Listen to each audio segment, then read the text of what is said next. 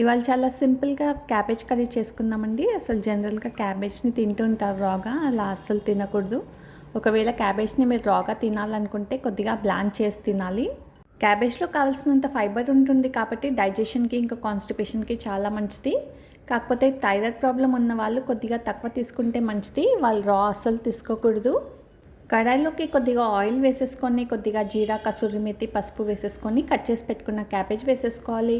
ఇది ఒకసారి మిక్స్ చేసుకున్న తర్వాత ధనియా పౌడర్, కారం, ఇంకా రుచికి సరిపడా సాల్ట్ వేసేసుకొని చక్కగా మిక్స్ చేసేసుకోవాలి.